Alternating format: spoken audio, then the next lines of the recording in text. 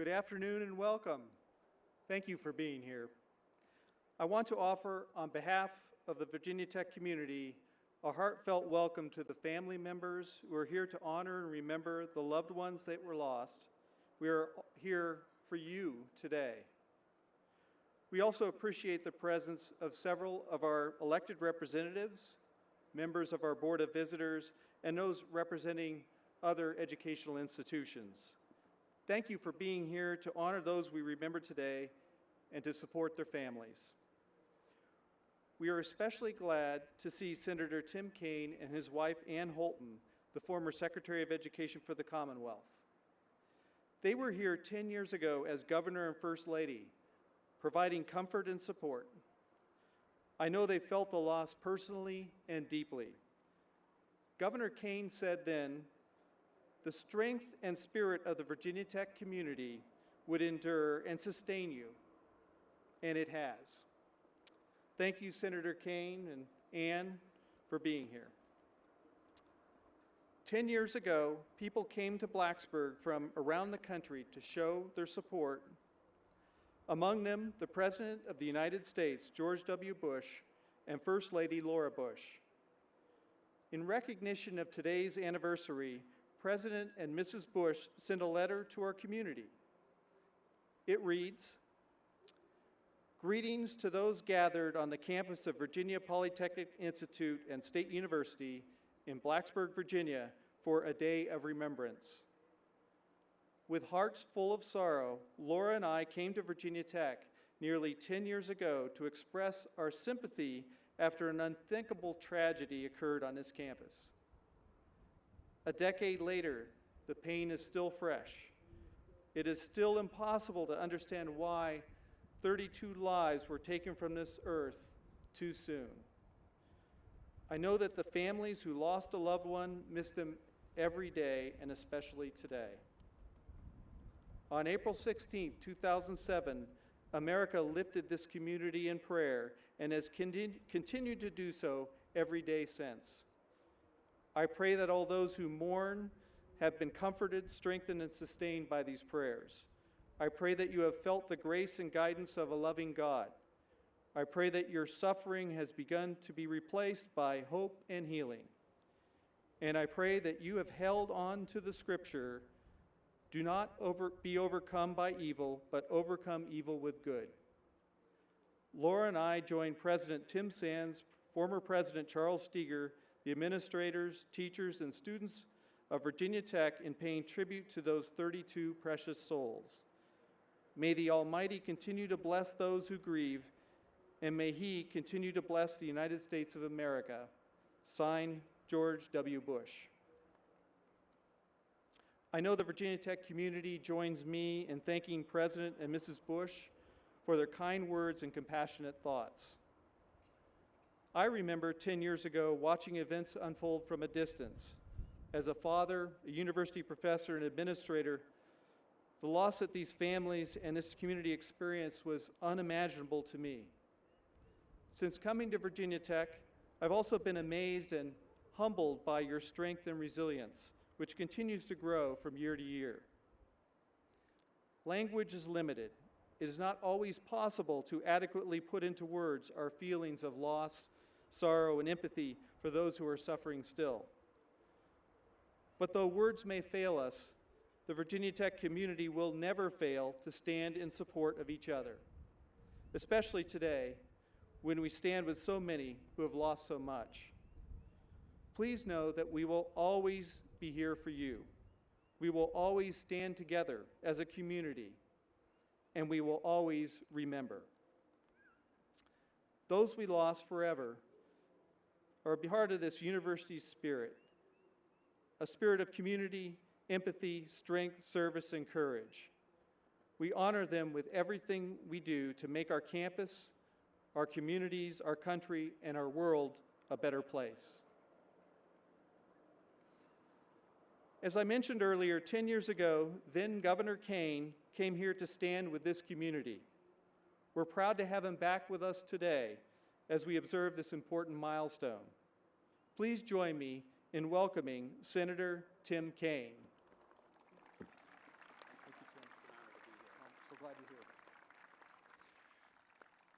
Well, good afternoon to Hokies everywhere. It is such an honor to be invited to come back and share this moment of so many emotions with you. So many are friends, but we're all unified in the feelings that we have today and in our support for the family members of those who lost their loved ones and who still grieve as if it happened yesterday. My wife Ann and I were so pleased to be asked to join you today because this community and these memories mean so very much to us. It's kind of an important season in life. Earlier this week, we celebrated Passover, which is a beautiful religious tradition commemorating a time when some lost their lives to violence and others were spared. Friday was Good Friday, a day of despair near to the point of hopelessness, and today is Easter Sunday, a day of new beginnings and new life and new hope. And it seems fitting that we're here today in the midst of a season that calls forth such deep reflections and has for so very long. I think I can safely say, and I think I'll be able to forever safely say, that April 16, 2007 was the worst day of my life. And I didn't suffer like so many here did by losing a loved one, but still it was the worst day I ever expect to have. Even 10 years later, I can't fully describe what the Commonwealth, the Virginia Tech community, especially the 32 families and survivors went through on that day and in the following weeks and years. It was a year and 6 months into my term as governor. Ann and I had just landed in Tokyo to lead a delegation of Virginia business leaders on an overseas trade mission. We had eaten dinner and turned in, and then there came the knock at the door about midnight with word that there was an active shooting back home and that we should turn on the TV and call my chief of staff. We did, and we quickly decided to return to the airport and fly back to Virginia. Jet-lagged and grief-stricken, we arrived in Washington, and at the invitation, the kind and hospitable invitation of President George Bush and the First Lady, we came with them to Blacksburg to meet with families and to address the community gathering the day after the shooting. We shed so many tears with the families of the students and the faculty members who had lost their lives. We gathered with thousands of Hokies, and we were all Hokies, to mourn and to celebrate the lives of the precious people who had been killed. Ann and I went to the nearby hospitals to visit those who were recovering from their wounds, and we spent time thanking the brave first responders from Virginia Tech, Blacksburg, surrounding communities, our state police, who had seen the unforgettable horror of classrooms with bullet-riddled bodies, many with ringing cell phones in their pockets, as frantic family members tried to reach them. In the days and weeks and months that followed, we worked together, this community, courageously, the family members of those who had lost loved ones or seen loved ones injured, to try to get to the bottom of what happened and what we might be able to do to reduce the chance that it would ever happen again. And with the support of many of these families, we were able to make some positive changes to privacy laws so that people could share information if they felt like a student or someone else was having trouble. Positive changes in our mental health laws, not enough to be sure, but at least some positive steps. We made changes in campus safety protocols at Virginia Tech that then became the model for changes in campus safety protocols all around the nation and all around the world. We learned that a flaw in our background record check system had allowed the killer to tragically purchase a weapon even though he was legally barred from doing so because of a court judgment that he was mentally ill and dangerous. I was able to make a partial fix to our system by an executive order, but efforts to create a truly comprehensive background record check system have failed in Virginia and Congress again and again. That time, now stretched to 10 years, has created a bond between Ann and I, and and the entire Virginia Tech community, but especially many of the families. I continue to be in awe of their strength and resilience, and I cherish these friendships and relationships 10 years later. We worked together in painful times, not always agreeing, certainly, but we worked together during my time as governor, and as Ann and I were leaving the governor's mansion, we invited the families to come visit with us to talk about what had been done, but what still needed to be done. I continue to visit with many of these families as they visit Capitol Hill to either advocate for better mental health or gun safety laws, or sometimes just to connect. And many of the youngsters, the young survivors, or the children of professors who were killed have kind of adopted me and my staff as informal career coaches and letter of reference writers, and it's something we are very, very proud to do. And I will just say, these young people, I am particularly proud of them. I'm proud of this community, of the resilience of this community. Even watching CNN in Tokyo with reporters putting microphones in students' faces and asking them who they wanted to blame for this, showed me halfway across the world a community that was much more interested in pulling together than dividing one against another. And that was a powerful lesson. And as we think about the 32 people who were killed, and you're going to hear brief bios of each of them in a few minutes, it is truly, truly an amazing group of people, completely diverse. Undergrads, grads, professors, young and old, some from right here in this community, the New River Valley, some from halfway across the world, white, black, Asian, Hispanic, Christian, Jewish, Muslim, Buddhist, Hindu, gay and straight, so very, very different in so many ways, and yet all unified in a moment that will never be forgotten, and all people not only of accomplishment, but people of tremendous promise. When I had the family members at the governor's mansion as Ann and I were leaving office in early 2010, I remember saying to them, I'll never understand what you lost, because I've never lost a child. I've never lost a spouse. I've never lost a parent or a sibling. And so I can't understand what you lost. But as somebody who has grown to know the biographies and the stories of each of these 32, I think I begin to have a sense of what the Commonwealth lost, of what the country lost, of what the nation lost and the world lost on April 16, 2007. To conclude, the one story, for some reason, that I keep coming back to over and over again is a story that I'm sure you know very well, the story of Professor Liviu Librescu, a professor of engineering who blocked the door in his classroom and urged his students to jump out a second-floor window to safety.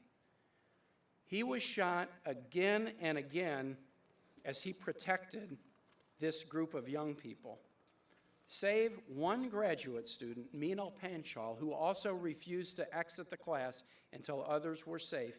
Every student in that class was saved because of Professor Librescu urging them to their safety. Professor Librescu was a 76-year-old Romanian-born Jew. He had survived the Holocaust, being imprisoned as a boy in a Nazi labor camp. Many of his family were killed. After the war, he chose to stay in Romania and became a gifted academic, but his career stalled because he refused to swear allegiance to the Communist Party. After years of trying to emigrate and leave Romania, finally, with the personal intervention of Prime Minister Menachem Begin, he was allowed to move to Israel in 1978, and he became a professor at the prestigious Technion in Haifa.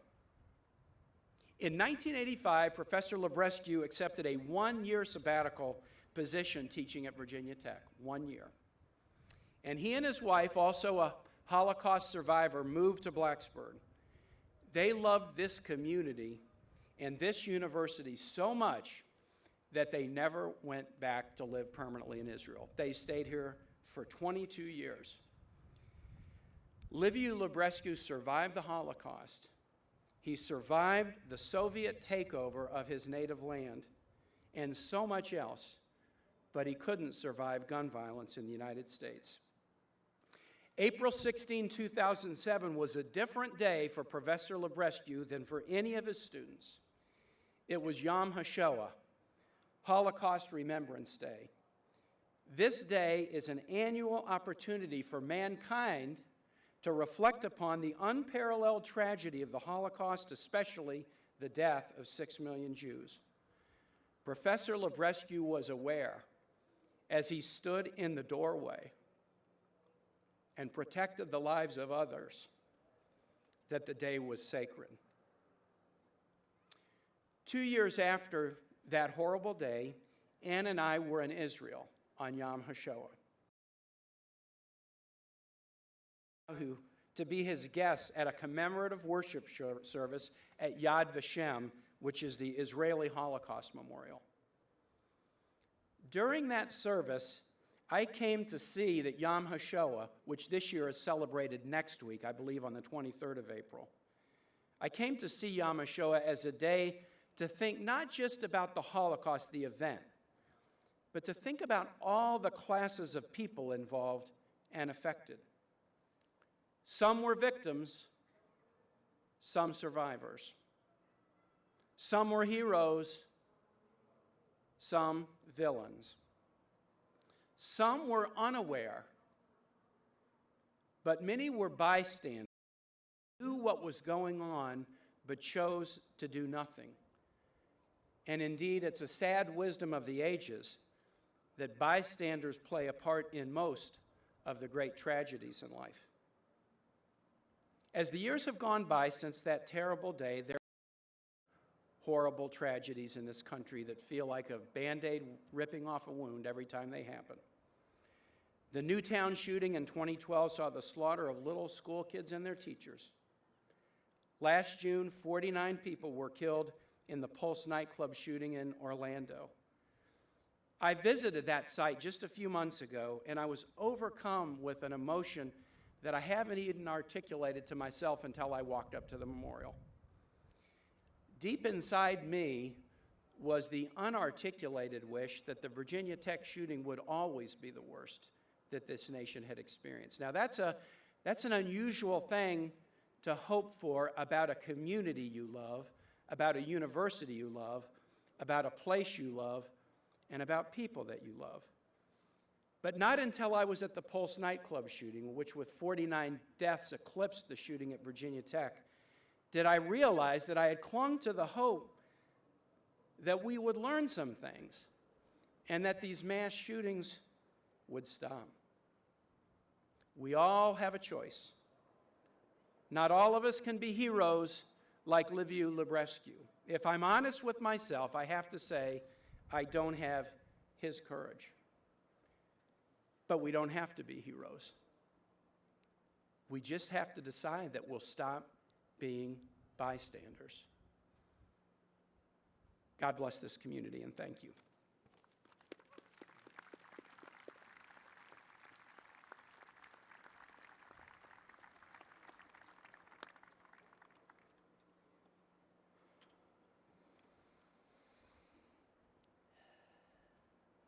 Ross A.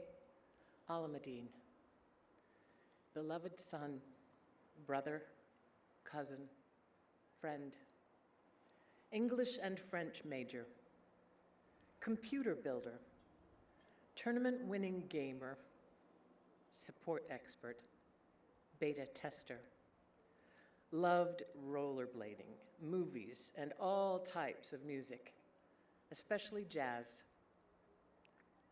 Pianist, vocalist, passion for performance, creative, insightful, individualistic, compassionate, enjoyed debate and voiced strong opinions, loved life, cheering people up, and making others laugh.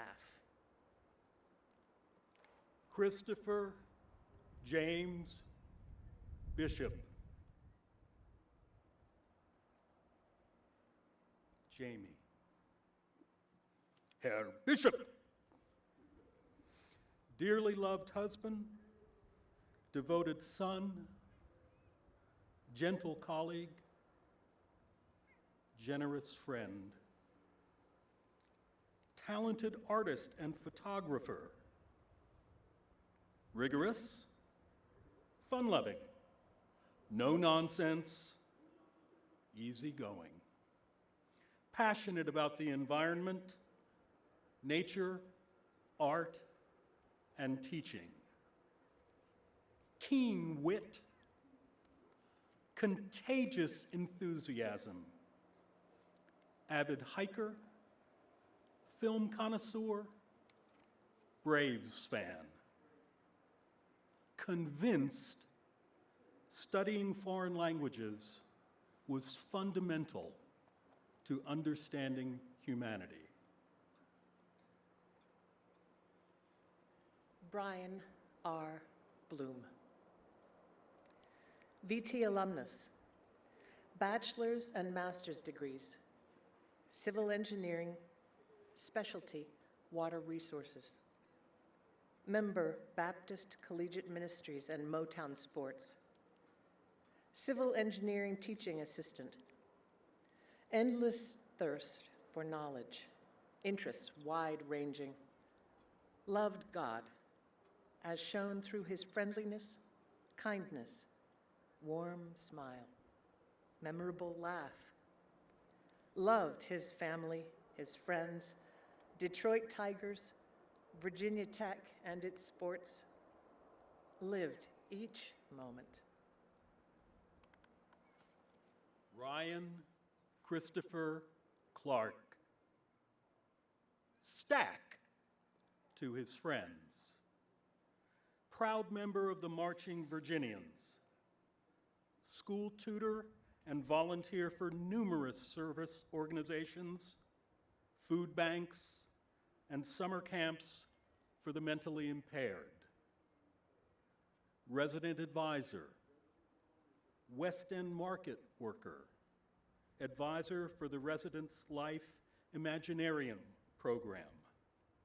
Infectious smile and laugh, a collector of friends. Cherished by his family, bandmates, and friends. Austin Michelle Cloyd. Lived life boldly and with purpose. Embraced new experiences. Passionate volunteer with the Appalachia Service Project and as a children's day camp counselor. Loved reading, scuba diving, music, concerts, college basketball, travel, and adventures with friends. Brilliant mind, compassionate heart, and an iron will. An inspiration to those who will follow her in service. Jocelyn Couture Novak. Madame. Devoted mother and wife, passionate, inspiring teacher of French, lover of nature, filled with community spirit, dedicated to preserving her Francophone heritage.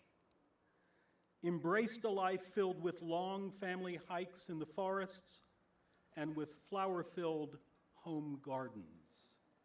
Loved gatherings of friends and students, cherished her family, brought joy to others through her.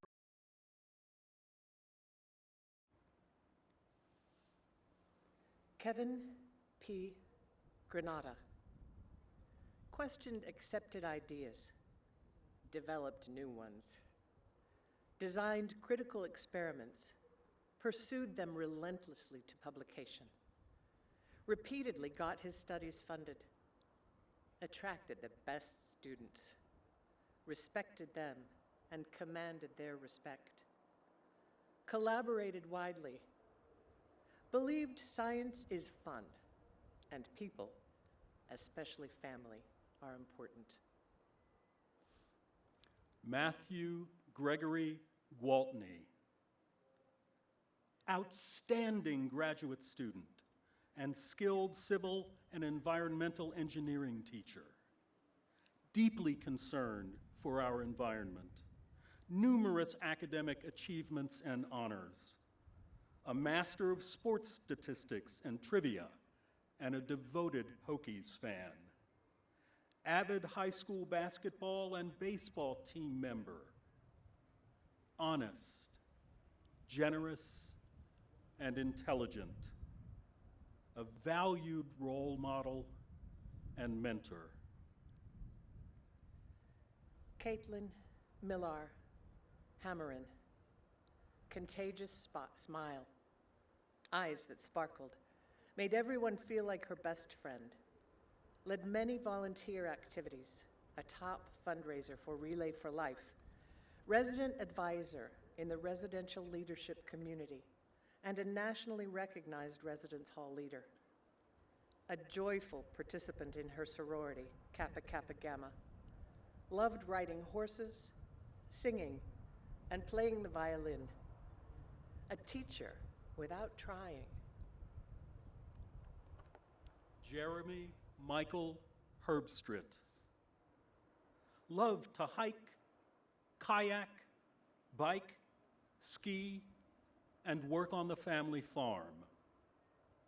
A Penn State Civil Engineering Honors graduate.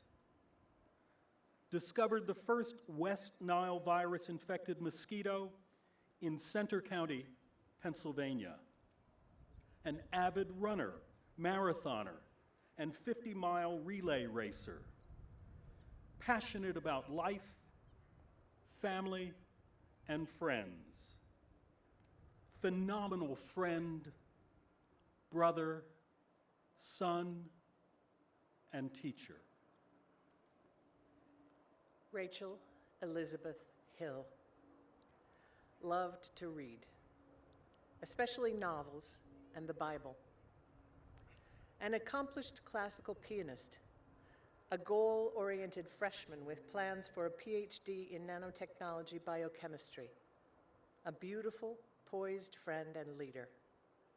Enjoyed classic movies, playing volleyball, shopping for shoes, and hanging out with her parents. Always prepared and always diligent, dedicated to glorifying God in all she did. Emily Jane Hilscher, much loved daughter, sister, and friend, skilled horsewoman, animal lover, enthusiastic cook, and imaginative artisan. Wise beyond her years. Insisted on fairness in everything and wanted others to be happy. Member of Tech's equestrian team, dreamed of becoming a veterinarian. Strong work ethic and a determined attitude. A sparkle in her deep blue eyes, and her face always wore a smile. Jarrett Lee, a fun-loving man full of spirit and a caring heart, a friend to all he met. Narrows High School valedictorian, Tech Engineering Scholarship winner, excelled in academics, tennis, football, basketball, track. Loved being a Hokie and attending sports events. Joined Campus Crusade for Christ. Interned for Tech's Site and Infrastructure Development Department. A serious student who lived to the fullest. Matthew Joseph Laporte.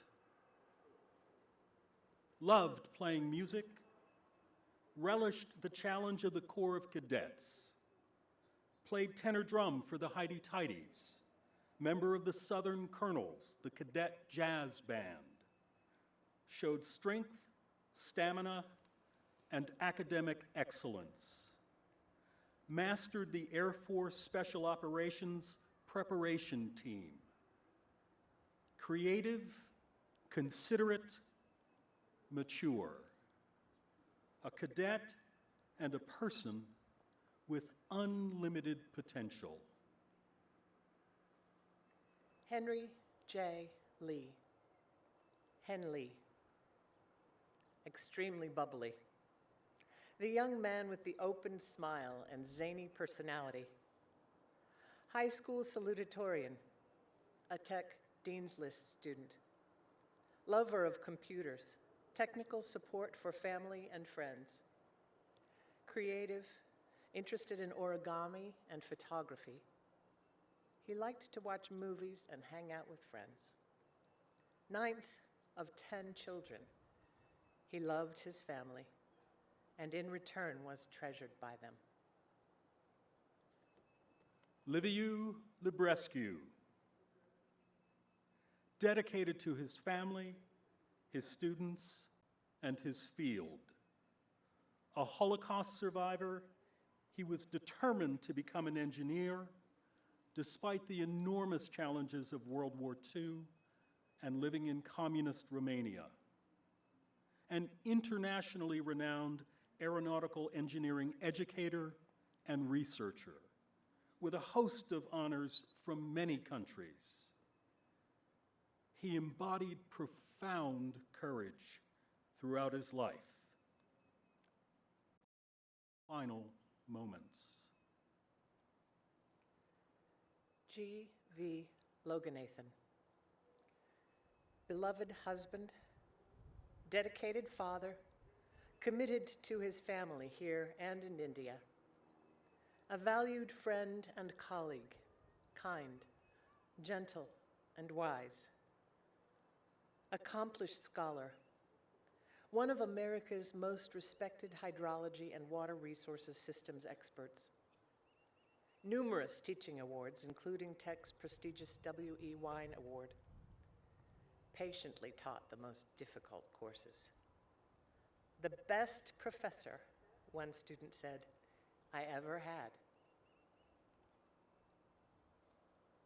Partahi Mamora Halamoan Lambantaruan. Mora. Hydrology PhD student. Calm, caring, talented, always ready to help. Enjoyed football games, road trips, grilling satay for the International Street Fair, Indonesian politics, spiritual and intellectual discussions. A radiant, contagious smile, he cemented friendships. Patient, wise, compassionate. The son, grandson, nephew, cousin, uncle, husband, and father everyone should have. Lauren Ashley McCain, tribal member of the Choctaw Nation, cared deeply about people, strived for excellence, quirky sense of humor, bright, cheerful smile, liked intramural soccer, flag football, running, working out, and music. Devoted to Campus Crusade for Christ and praising Jesus. Saw everyone as uniquely valuable. Loved God, family, and her friends. Hoped to travel abroad to share her faith, and has.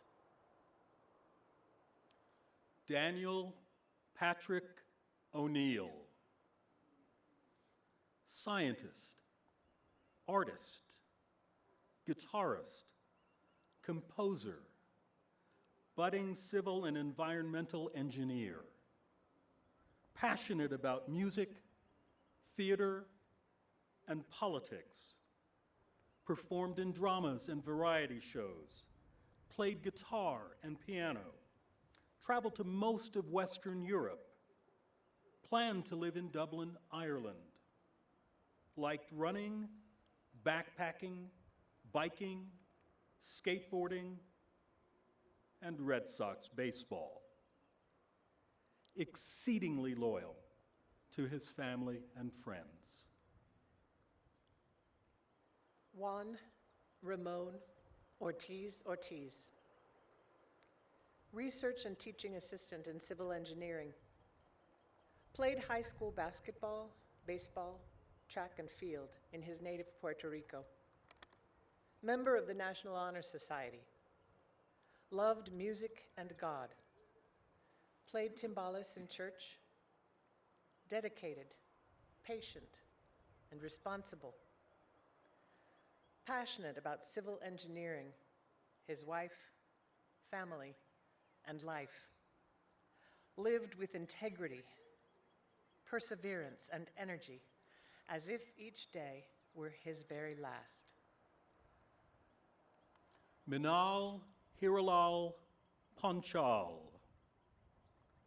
strengthened her family with childlike enthusiasm, infectious laughter, a kind heart, passionate for architecture and the built environment, focused on goals and dedicated to challenges, loved swimming, painting watercolors, writing poetry, and reading modern fiction. Listened to Indian Western fusion music and soft rock. Radiated love and respect to friends and family. The apple of her parents' eye. Daniel Alejandro Perez Sueva came to Virginia from Peru with his family. Accomplished high school athlete, member of the National Honor Society, an international studies major who dreamed of bringing people together and making the world peaceful. Bought his mother a home, cared deeply for his family and his friends, a captivating smile, and a role model to all who knew him. Erin Nicole Peterson. Warm, magnetic personality, anchored by a sound moral compass. Lived joyfully and shared that joy with family and friends. Excelled in the classroom and the basketball court. Co-president of Empower, an organization that builds self-esteem in young minority girls.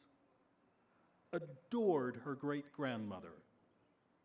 Called her parents daily. Left a legacy of excellence, optimism, leadership, and love.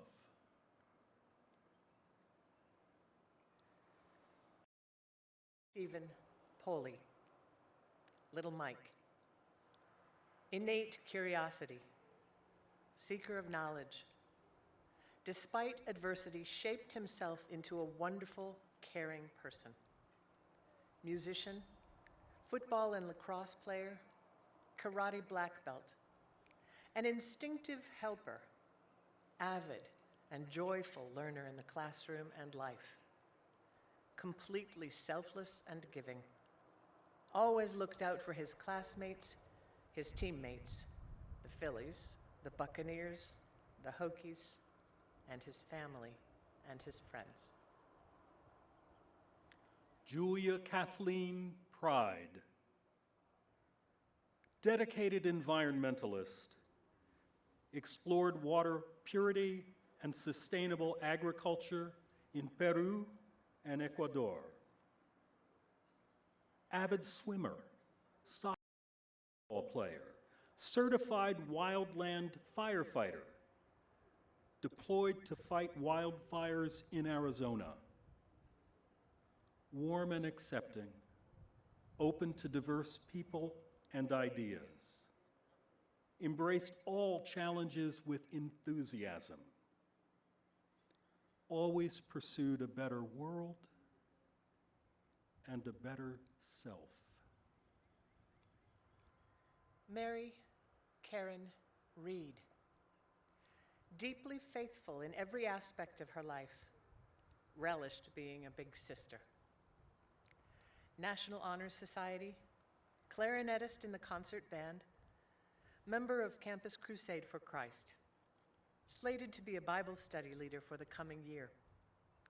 Loved spending time with family and friends, going to the mountains, the beach, and the lake. Always happiest helping others. A sweet personality, a beautiful, constant smile. Rima Joseph Samaha, exceptionally close to her parents and siblings, held lifelong friends, traveled the Middle East, embraced her Lebanese heritage. Open, cheerful, creative, witty, but a serious student. Passionate member of the contemporary dance ensemble, Hill and Vale Middle Eastern Dance Group, the Cedars of Lebanon Club, and the Melkite Greek Catholic Church. A Centerville resident, a citizen of the world. Walid Mohammed Sha'alan, loving husband and father from Zagazig, Egypt, central member of the Blacksburg Muslim community, known for his friendly wave and broad smile. A dedicated and passionate student of civil engineering, following in his father's footsteps. An academic and spiritual mentor to classmates, and an older brother to many friends. The simplest and nicest guy, said one, I ever knew. Leslie Geraldine Sherman, an inspiring young woman who could do it all and excel. Loved photography, historical sites, museums, reading, running. Traveled to London, Jamaica, Argentina, Ecuador, and across America. Superior student, advocate and volunteer for the Special Olympics. Student supervisor in West End Market. Immeasurable integrity, courage, and strength. A gift to all who knew her. Maxine Shelley Turner, Max. Exceptional daughter, sister, granddaughter, friend. Warm, loving, brilliant, fun, with a contagious enthusiasm for life and an unwavering determination to excel. Graduating chemical engineer, magna cum laude in honors. Founding member and officer of Tech's chapter of Alpha Omega Epsilon, a sorority for female engineers. Officer of VT's Taekwondo Club. Talented violinist.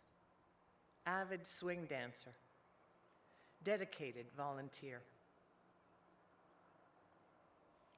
Nicole Regina White, beloved daughter and sister, loved God, people, and working with children, always giving. An EMT in Smithfield, a volunteer at the local animal shelter, and at the Battered Women's Center. A lifeguard and swimming instructor, faithful member of Nansemond River Baptist Church. Dedicated to her family and friends. Always looked at other people's hearts, not their outward appearance. Please join us for a moment of remembrance and reflection.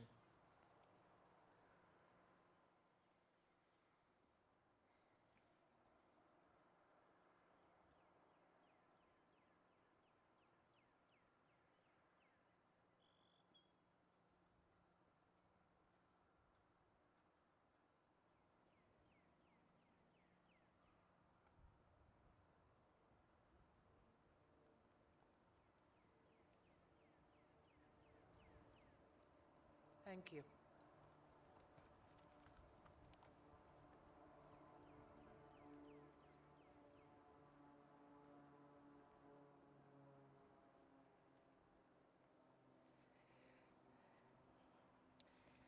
Thank you for attending the April 16th, 2017 University Commemoration. The April 16th Memorial will reopen to the public in approximately 15 minutes. The ceremony will now conclude with a reading entitled, "We Remember Them," from Gates of Prayer. In the rising of the sun and in its going down, we remember them. In the blowing of the wind and in the chill of winter, we remember them. In the opening of the buds and in the rebirth of spring, we remember them. In the blueness of the skies and in the warmth of summer, we remember them. In the rustling of the leaves and in the beauty of autumn, we remember them. In the beginning of the year and when it ends, we remember them. When we are weary and in need of strength, we remember them. When we are lost and sick of heart, we remember them. When we have joys and special celebrations we yearn to share, we remember them. So long as we live, they too shall live, for they are part of us. We remember them.